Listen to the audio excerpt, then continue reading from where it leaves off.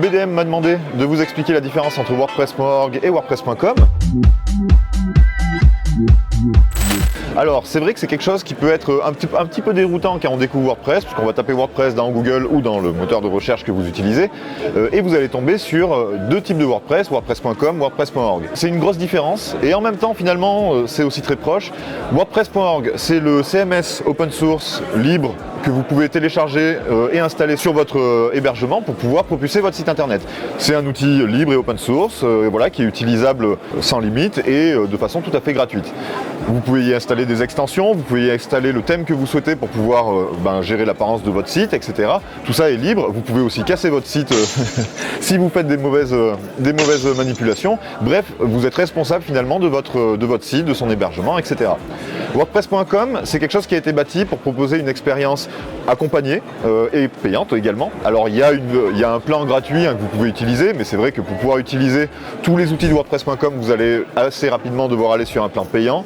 C'est quelque chose qui est proposé en fait par le fondateur de WordPress, donc du CMS, et c'est une expérience voilà, vraiment accompagnée où on vous prend par la main, vous avez l'hébergement qui est prévu, des extensions que vous pouvez installer, etc. Enfin tout est prévu pour vous. Pourquoi en fait une telle similitude dans le nom, WordPress.com et WordPress.org? WordPress.com a été bâti à partir de WordPress à l'époque pour proposer, comme je le disais, une expérience accompagnée, et également c'est tout simplement un business également qui a été monté par le fondateur de WordPress et qui lui permet également de reverser une partie des fonds qui sont gagnés par cette entreprise WordPress.com, qui est gérée par l'entreprise automatique. Donc ça va finalement entretenir également de façon financière la fondation WordPress.org qui elle pour le coup gère le logiciel libre. On peut tout à fait migrer en fait d'un site WordPress.com à un site WordPress.org. L'inverse est tout à fait vrai également. On peut migrer d'un site WordPress.org à un site WordPress.com. C'est quelque chose qui est prévu de façon native en fait des deux côtés dans les deux solutions. Vous allez récupérer, exporter et réimporter vos contenus, mais également tous les aspects design. Si vous avez travaillé sur votre thème, vous l'avez personnalisé, etc. Tout ça peut s'exporter également. Donc les deux finalement entités WordPress.org et WordPress.com ont toutes les deux prévu des outils d'import et d'export de chaque côté évidemment. Sur les optimisations SEO, WordPress.org propose donc le CMS WordPress propose des outils on va dire d'optimisation de base qui sont natifs, mais on va devoir très rapidement installer des extensions. Alors il y en a plusieurs qui sont connus. On a les internationaux Yoast SEO, bien entendu qui est très connu. On va avoir RankMath également, et puis on va avoir des francophones également avec SEOkey, WordPress SEO, qui vont permettre de finalement améliorer, aller un peu plus loin dans l'optimisation.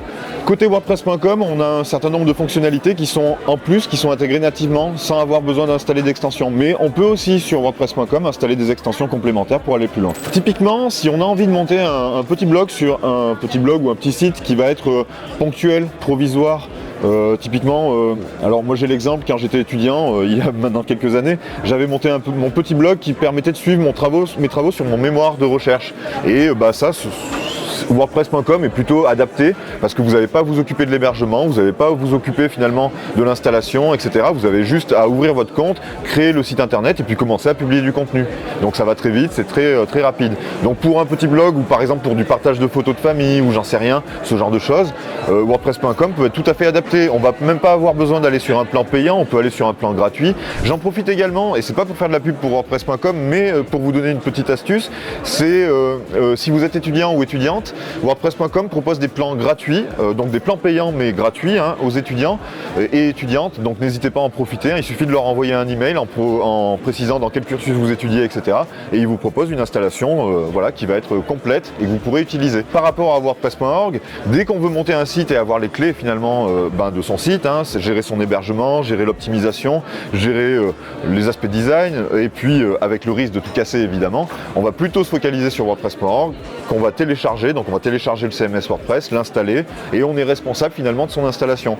Et effectivement, dès qu'on veut monter un site internet, par exemple sur lequel on va faire reposer un business ou ce genre de choses, c'est plutôt recommandé évidemment d'utiliser WordPress.org, le CMS directement. Les difficultés ou en tout cas les aspects techniques de WordPress.org, c'est sûr que quand vous prenez l'option WordPress.org, vous allez devoir déjà télécharger un fichier zip qui contient WordPress.